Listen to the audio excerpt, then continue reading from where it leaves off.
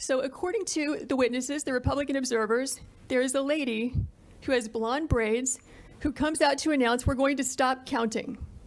Everyone go home. And in fact, we see that. What happens is everyone clears out, including the Republican observers and the press, but 4 people stay behind and continue counting and tabulating well into the night from that point, which is going to be about 10:25 when they all clear out, or 10:30. And they will continue counting unobserved, unsupervised, not in public view as your statute requires, until about 1 in the morning. The reason we know this is because when our Republican observers were forced to leave, they went to the Central Tabulation Center and they got word from a news crew that in fact counting had continued. They have information that not everybody left according to plan, and some people stayed behind. So this shocked them, so they returned back to State Farm Arena at about 1 o'clock in the morning, where they confirmed that in fact people had just left State Farm Arena in contravention of what they had been told by the supervisors who are running this operation. So, okay, we're still at about 10 o'clock. Can you take us to about 10:25 so we can see the change? You're going to watch this place be busy and filled up to emptied at some time between 10:25 and 10:35, which is consistent with what the affidavits say.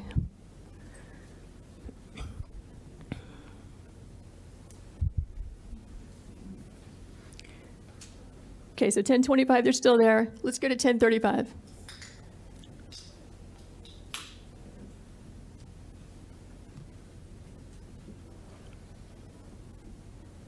It takes it just a few minutes for the frames to actually catch up with there you go, with the time that you're seeing. So here you see it's all cleared out. We just went from 10:25 to 10:37.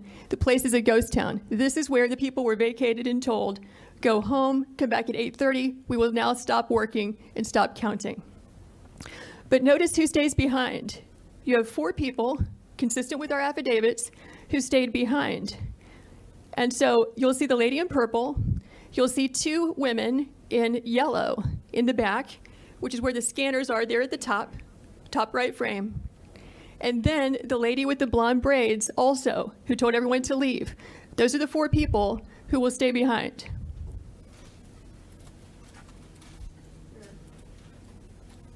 Those 2. Okay. Observer's still there. So the Republican observers said they were the last people to leave State Farm Arena, along with the Fox News crew, accepting those 4 people. So what you're going to see, look at the ladies in yellow. You'll see that they will begin just sitting still, doing nothing, ostensibly not working, because after all, they said they're going to stop counting. They will wait until the witnesses over there in that roped off area, the press and the observers, leave the room. Then you'll see them move into action and begin scanning ballots.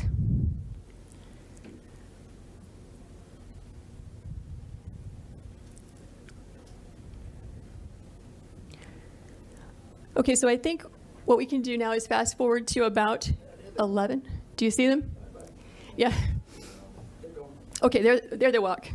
They're walking off. But the ladies in yellow are still there. Yes, keep your eyes on the lady in purple and the 2 in yellow and the woman in the blue apron with blonde braids, because those are the people who stay behind. Okay, so what you're going to see happen at about 11 o'clock is once everyone is gone, coast is clear, they are going to pull ballots out from underneath a table. Watch this table.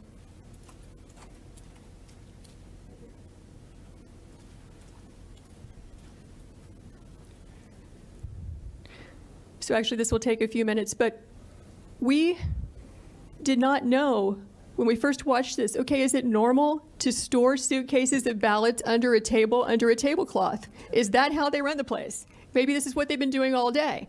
Maybe this is what they're doing under all the tables. So we went back and watched the video as a team of us. We don't see that. What we see is typically you're going to find ballots, back in this corner, or coming in through a door, and then they get moved and circulated throughout the room. And it can get a little confusing because they have these black containers of ballots. They have the U.S. Postal Service containers.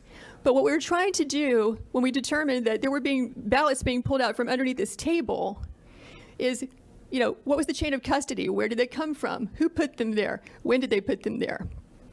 We only reviewed this at about 1 in the morning last night for a couple of hours, so we're going to need about 14 hours to watch it carefully because we fast-forwarded through it several times and could not find that particular frame, but here's what we can tell you for sure.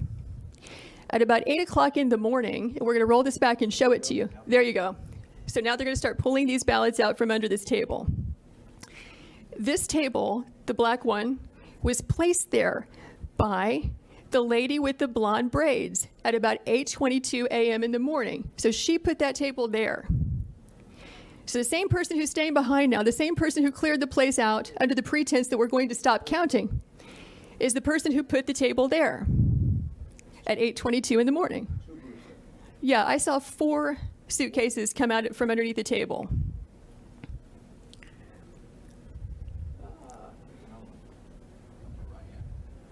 Yeah, upper right hand, you see the gentleman in the red.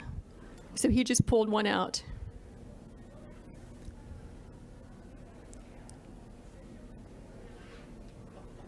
So what are these ballots doing there, separate from all the other ballots? And why are they only counting them whenever the place is cleared out with no witnesses? Is the question. So these machines can process about 3,000 ballots an hour. You have multiple machines there, and they're there for 2 hours. So you do the math.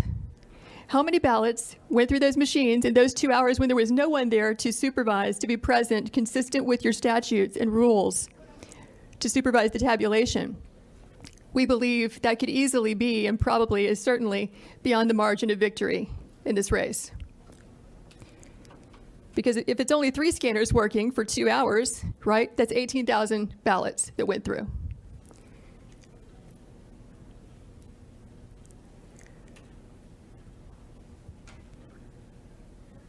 So we're now at 11:09. There were, in addition to the 4 workers that you see there were 2 other people who were bringing ballots in and out. The gentleman in red that you saw, and then a second person, I can't tell if it's a male or female based on their hair being pulled back in their mask, but in any event, that's 6 total people. And so if we were to sit here for the next 2 hours, what we would see is that this operation just goes on and on and on.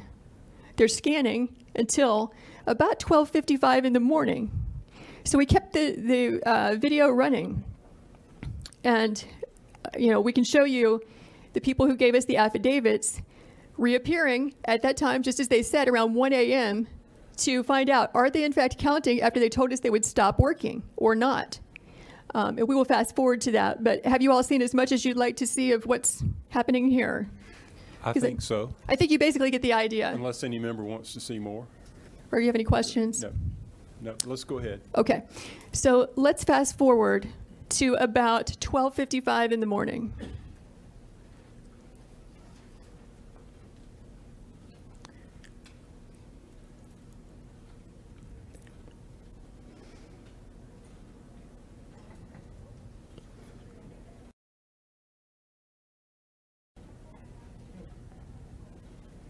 Okay, so it's updated to 12:50. You can see these people are still there, up in the upper right-hand corner.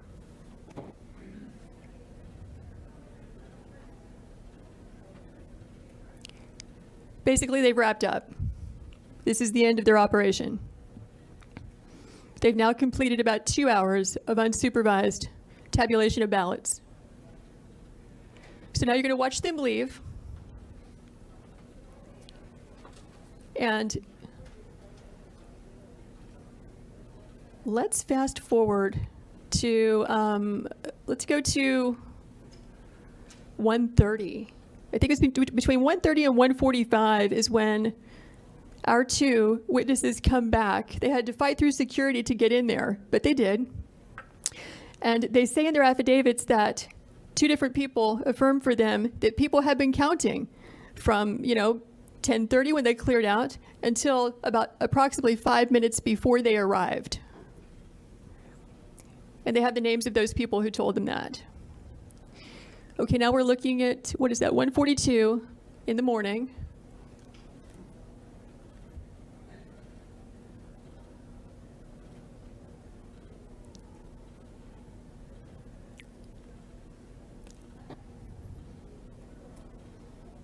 Is there a way to fast forward a bit or make it go a little faster? Okay, there are our guys right there in the lower left-hand corner. So they've now returned to State Farm Arena, having heard from the press that they had continued counting because they wanted to see for themselves if that was really happening, which was a complete contradiction to what they had been told by at least one person from Fulton County who's an employee and spokesperson, and also the lady in the blonde braids we spoke about earlier. And so they see for themselves. And from this, we get the affidavit. I don't know the name of the lady in the blonde braids. They simply gave a description to us, and you can make out clearly who she is based on the people in the film. Lady in the blonde braids, halfway down her back, is the person who yelled out, "Everyone leave and stop counting." I believe Ms. Waller is the spokesperson for Fulton County elections, who remained behind. The other two people they don't have names for. They just said they were older women, and one of them had the name Ruby across her shirt somewhere. And that's as much as they know about who those people were. So our guys go in, they look around, they ask a few questions, and they leave. It is from their affidavits that we even knew to ask about this. And you might recall that the press reported there was like a supposed water break or water main break or pipe break or whatever, and that this was an excuse for people clearing out of State Farm Arena. It's not clear from the affidavits I saw whether or not that was the reason given by the election official or whether they gave any reason at all. They just said, "Stop, we're leaving, we'll be back at 8:30. So I don't know if that was at play here or not. Okay, can we back up to 8:22 a.m. in the morning, same frames, because we wanted to know, when did that table get put there? Who put it there? When did the ballots get put there? Who put it there? Okay, so 8:21. You'll notice the table's not there at all. Here it comes. There's the table going in that we're talking about where the ballots were obscured. That lady who's moving it is the lady with the blonde braids. She's dressed differently in the morning, so it took us a while to figure out that's the same person that you see at night with the blue apron on, who's yelling for everyone to leave and who stays behind to help tabulate ballots after they've all left. So I can see that she's the one who chose to place that table there, close to the scanners.